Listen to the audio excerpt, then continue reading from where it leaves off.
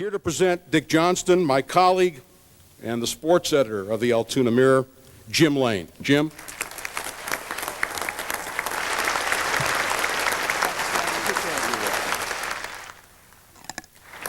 Thank you, Stan, for those kind words, deserving or not.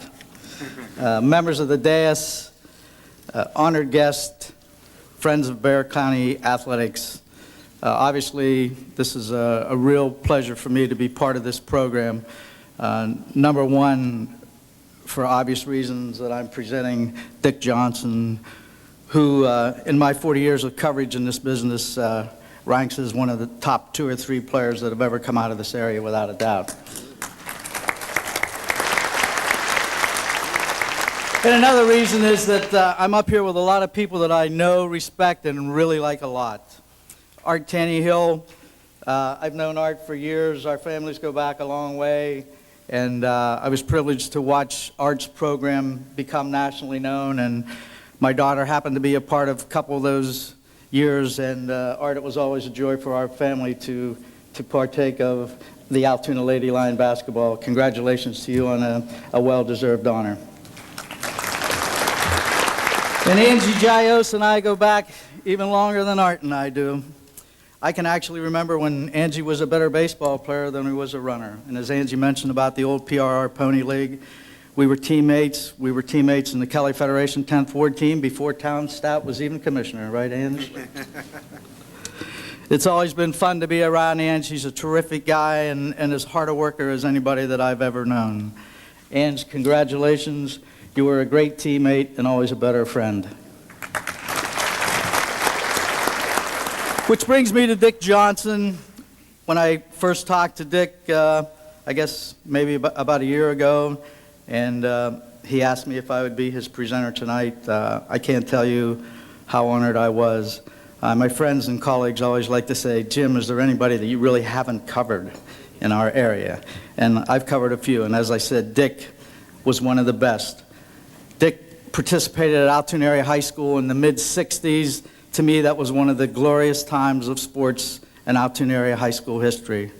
While the Eversoles and the Geises and the Reeds and the Thompsons and the Niedermeyers were doing it on the football field against the Massillons and the Johnstowns and the McKeesports, Dick Johnston was doing it on the basketball floor against the Midlands and the Farrells. Dick was a guy who I think was destined to be a star when he was about 10 years old.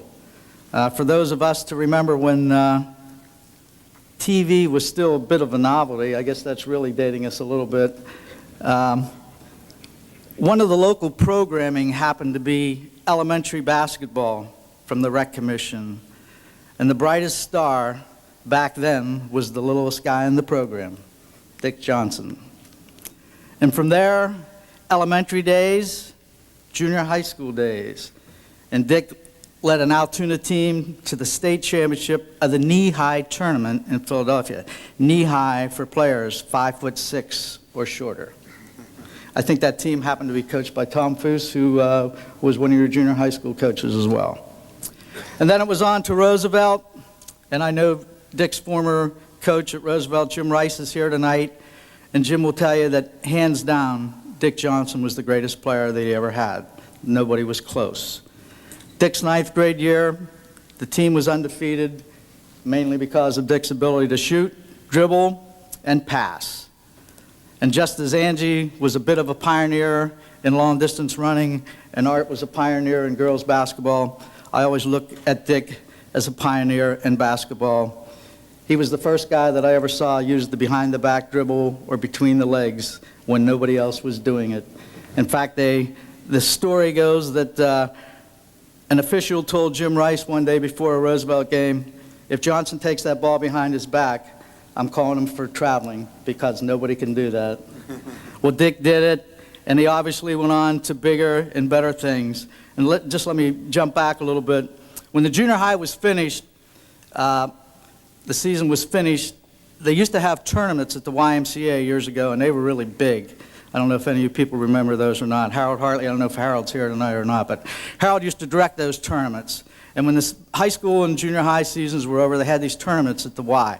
The midget was called for the junior high kids, and then they had the junior for the high school kids, and then they did what they called a senior tournament for the Open. Well, at any rate, after Dick's 9th grade year, they entered the Roosevelt team in the junior high tournament, and to no one's surprise, Roosevelt obviously won the midget tournament, and Dick was the MVP.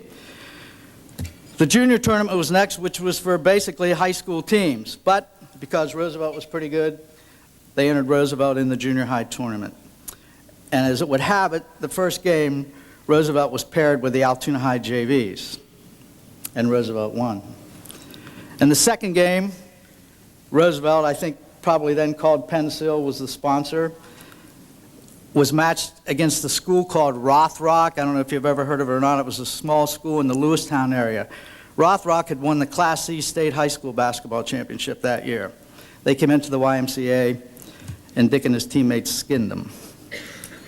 Next, they played Huntington High School, and Huntington actually beat the junior high team, Roosevelt. But when the tournament was over, Dick was honored as a member of the all-tournament team. Then it was on to high school. And I'm often asked, as I'm sure many people my age are, asked, where were you November 22nd, 1963, the day JFK was assassinated? Well, I know where I was. I was on a bus with the Altoona High basketball team going to Elwood City. No Walkman in those days, right, Dick? No cell phones. We had no idea what was going on. Frank Mastercola was the high school coach.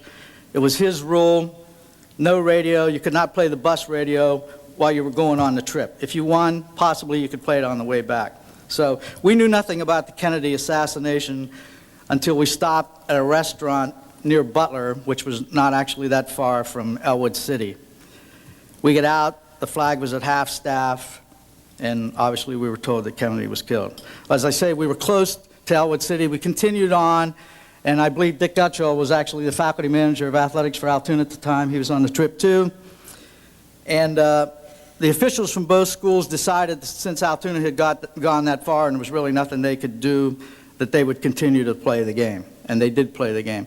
It was really an eerie situation. The stands, you know, very few people were at the game, and there was little, if no, applause at all. But at any rate, they went on, they played the game.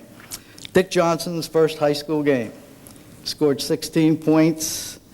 Altoona lost, but that was the beginning of a tremendous career at Altoona. 1,427 points later, Dick graduated as the all-time leading scorer at Altoona. 5'6", 5'7", whatever, give or take an inch or two. 5'8", okay. 1,427 points. No three-point shot in those days, folks. No three-point shots in those days. 1,427 points. I think it was, he graduated in 1966, left as the all-time leading scorer. And now the record is held by Steve Tannehill, who is out here tonight with us as well, here to see his father be inducted. But Dick held that record for over 25 years, and he's still number 3 all-time at Altoona Area High School. I know I'm rambling here, but a few things that I always remember about Dick. Number one, his uncanny ability to make shots from half court at Jaffa Moss. This guy was incredible. It seemed like every night, either the first quarter, the half, the third quarter, or the game ended with a Dick Johnson shot from half court. What else was special about Dick? His foul shooting, flat out the best I've ever seen. Nobody could shoot foul shots like Dick Johnson. And the other thing, he came to play in the big games. In the biggest games, he was the best. If Dick Vitale was here tonight, he would say, Dick Johnson, he's a prime-time player. Another thing I remember about Dick, his sophomore year, Altoona beat Farrell. Dick obviously was the star of the game. After the game was over, Farrell's legendary coach, Eddie McCluskey, who won state championships almost as regularly as Art did when he had the girls program, came up to Dick, congratulated him, and he said, oh, by the way, if you want to move to Farrell, I can get your dad a job.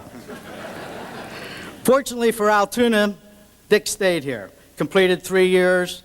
As I said, 1,427 points, 2-time first team All-State. Doesn't happen very often, make an All-State at all. This guy made it 2 years in a row at 5'8", Dick. I'll give you that. How good was he? Even at 5'8", colleges from all over the country came a knocking. Dean Smith, a guy who was building a pretty good program at North Carolina, came to Altoona a few times to see Dick. Smith also sent his #1 assistant coach at that time, a guy by the name of Larry Brown, who's gone on to have a pretty nice coaching career himself. But Dick opted for Tennessee instead of North Carolina, and he had himself a real nice, solid career. He started on the freshman team at the point guard. He became the sixth man on the varsity team, and pretty much 3 years he served the Vols as sixth man for a team that consistently won 20 games. Who did he play against? Alcindor, Issel, Maravich, Calvin Murphy. Those were the names, the biggest names you could get in those days, and Dick was right there with him. Two other big accomplishments: NIT tournaments when the NIT was the NIT, better than the NCAA. Following graduation, and I'm almost done, Dave. Following graduation from Tennessee, 1972, Dick stayed in the South for a while, working and living in Tennessee, Florida, and Virginia. He finally found his way to Fort Wayne, Indiana in 1984. He's been there ever since. He owns and operates his own accounting firm in Fort Wayne this day. It's my pleasure to present for induction to the Blair County Hall of Fame, without a doubt, in my opinion, the best guard Altoona Area High School has ever had in basketball. Dick, congratulations.